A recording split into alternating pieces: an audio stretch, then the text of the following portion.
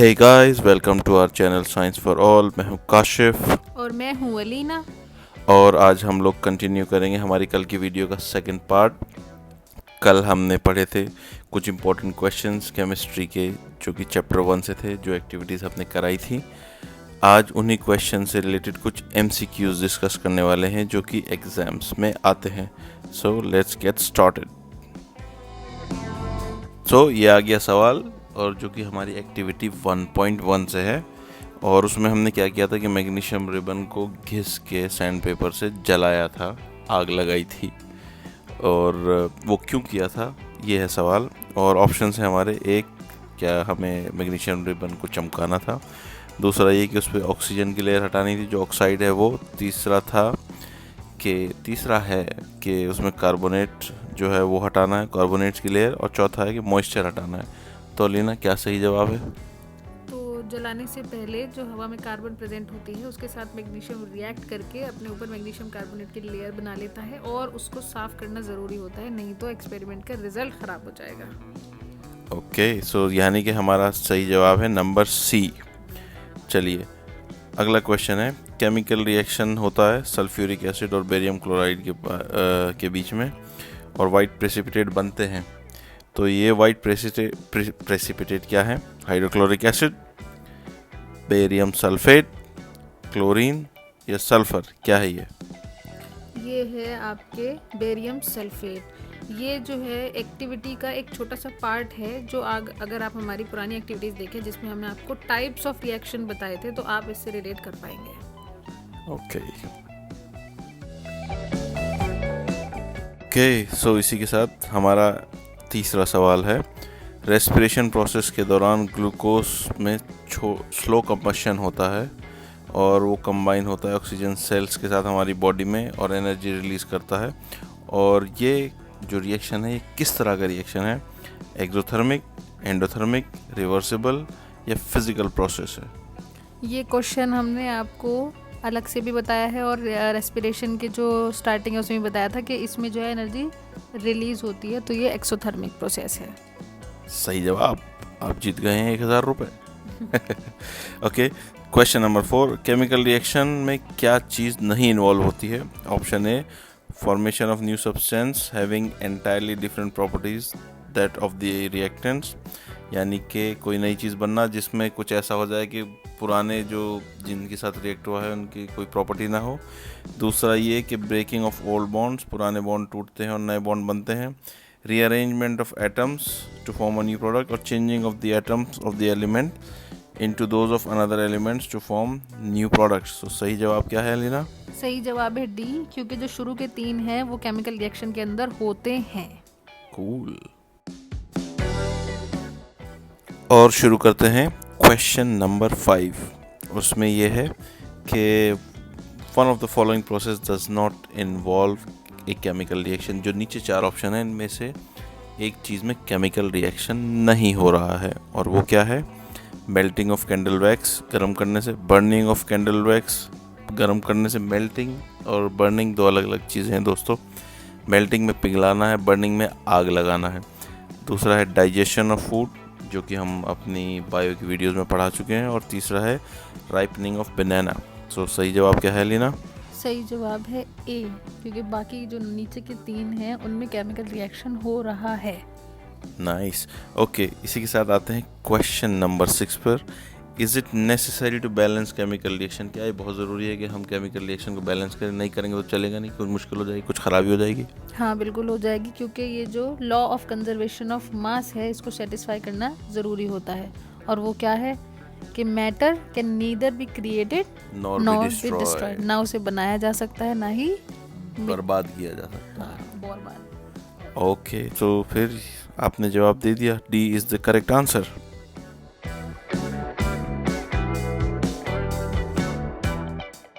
और आगे बढ़ते हैं, पूछते हैं क्वेश्चन नंबर 7। ये क्वेश्चन जो है बहुत ही इंटरेस्टिंग है, और इसमें एक वर्ड ने पूरे क्वेश्चन को घुमा दिया है, ट्रिकी बना दिया है। तो ये चीज़ आपको समझनी ज़रूरी है कि क्वेश्चन बहुत सिंपल होते हैं कभी कभार, लेकिन वो एक ऐसा अल्फाज यूज़ करते हैं जिससे कि क्वेश्चन का मतलब थोड़ा सा बदल जाता है और बच्चे उसके के चक्कर में थोड़ा गलत आंसर कर देते हैं। तो इसमें क्या कहा है इन्होंने कि नीचे दिए गए जो मेथड्स हैं उनमें से कौन से ऐसे हैं जिससे कि खाना रैंसिड नहीं होता, ख़राब नहीं होता, सड़ता नहीं है। ओके, और आखिर का अल्फाज है एक्सेप्ट। एक्सेप्ट का मतलब जो अगर हम नहीं करेंगे तो ख़राब हो जाएगा, इसके अलावा। तो ये अल्फाज जो है बहुत परेशान करता है। तो पहला है storing the food in air tight container, storing the food in refrigerator, keeping the food in clean and covered containers, always touching the food with clean hands. तो जैसा कि आपने इसका सवाल समझ ही गए होंगे, आपको खुद ही पता है कि लास्ट के दोनों करेक्ट आंसर है, क्योंकि अगर हम धो के भी रखेंगे और फिर भी वो ख़राब तो हो ही जाएगा, उससे कोई फ़र्क नहीं पड़ता बहुत ज़्यादा, या हम अगर उसे टच करेंगे तो भी उससे वो फ़र्क नहीं पड़ता। लेकिन अगर हम खाने को एयर टाइट कंटेनर में रखेंगे और कम टेम्परेचर पे रखेंगे या कौन सी गैस थी वो, फ्रिज में रखेंगे या नाइट्रोजन गैस में रखेंगे तो वो जल्दी से ख़राब नहीं होगा, रैंसिड नहीं होगा। और इसी के साथ आता है हमारा क्वेश्चन नंबर 8। तो ये रस्टिंग की बात हो रही है, हम सब जानते हैं हमारे घर में चीज़ों में जंग लगता रहता है। तो रस्टिंग का जो है वो किस तरह का रिएक्शन है, तो बताएं। ऑप्शन ए है reduction as well as combination reaction, option B है oxidation as well as combination reaction, C है reduction as well as displacement, और डी है oxidation as well as displacement. तो क्या है सही आंसर? इसका आंसर है D, oxidation as well as combination, क्योंकि ऑक्सीडेशन तो होती है ऑक्सीजन के साथ लोहा ख़राब होता है, और दूसरा कॉम्बिनेशन इसलिए है क्योंकि इसमें आयरन और ऑक्सीजन मिलके एक कंपाउंड बनाते हैं। आपने कहा था B, right, not D. B oxidation and combination. Oh yes, ठीक है, तो सही है।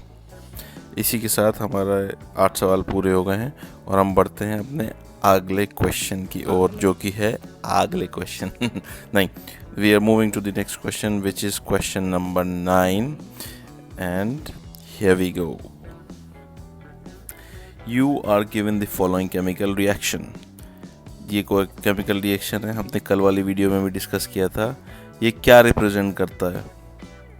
ये रिप्रेजेंट कर रहा है ऑक्सीडेशन रिडक्शन दोनों एक साथ, यानी कि रेडॉक्स रिएक्शन। और उसी के साथ ये डिस्प्लेसमेंट भी है। क्यों है बताओ, याद है?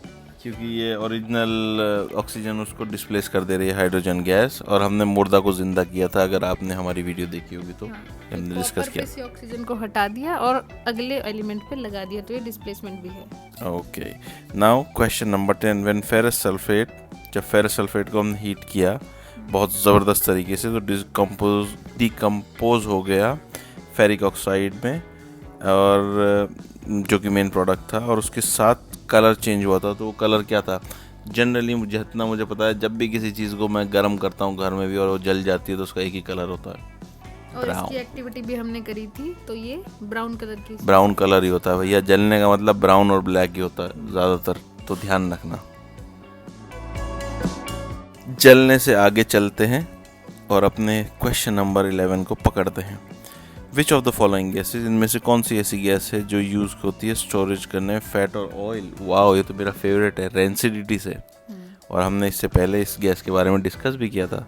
वो है नाइट्रोजन गैस, जो कि हमारे चिप्स के पैकेट में भी भरी हुई होती है।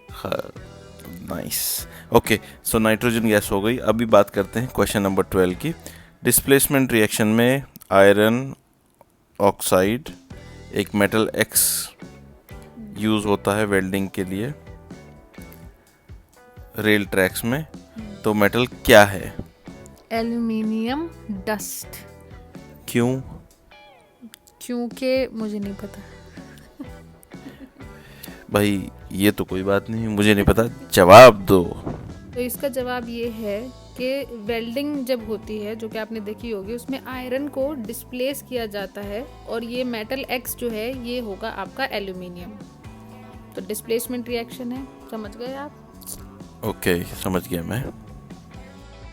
समझ के इतना समझ गया हूँ कि अब हम अगले क्वेश्चन पे चलते हैं, जो कि हमारा आखिरी क्वेश्चन है। वो है ये इस डायग्राम में क्या सेटअप दिखाया गया है, जो कि मेरा फेवरेट है, पता नहीं क्यों। तुम्हारे तो सारे ही फेवरेट हैं केमिस्ट्री में। केमिस्ट्री में मेरी बहुत वाट लगती थी, तो इसलिए मेरे सब कुछ फेवरेट है। बट जैसा कि हमने ये ऑलरेडी पढ़ाया है, इसकी एक्टिविटी भी हमने करी है इलेक्ट्रोलिसिस ऑफ वाटर के नाम से, तो पिक्चर देख के ही आप लोगों को पहचान जाना चाहिए कि ये इलेक्ट्रोलिसिस ऑफ वाटर का सेटअप है। हाँ, क्योंकि इसमें आप हाइड्रोजन है, कैथोड है, एनोड है, डबल क्वांटिटी ऑफ गैसेस हैं, अगर आप देखेंगे, जो कि हमने पिछली वीडियो में भी डिस्कस किया था, तो वो सारे एविडेंसेस हैं गाइज, ये सब की प्रॉपर्टीज़ हैं। आप अगर इनको देखेंगे तो आपको याद हो जाएगा एक बार में, तो उसके बाद आपसे इनके बारे में कोई भी घुमा के फिरा के या पार्ट्स में क्वेश्चन पूछेगा तो आप जवाब दे सकते हैं। और इससे एक बात और पता चलती है कि इस तरह से किसी भी एक्टिविटी का सेटअप दिखा के, और ऐसे बोर्ड में आया भी था 2017 में, कॉम्बिनेशन रिएक्शन का एक एग्जाम्पल लिया था, उसमें बीकर दिखा दिया था और पूछा था कि ये कौन सा एक्सपेरिमेंट है।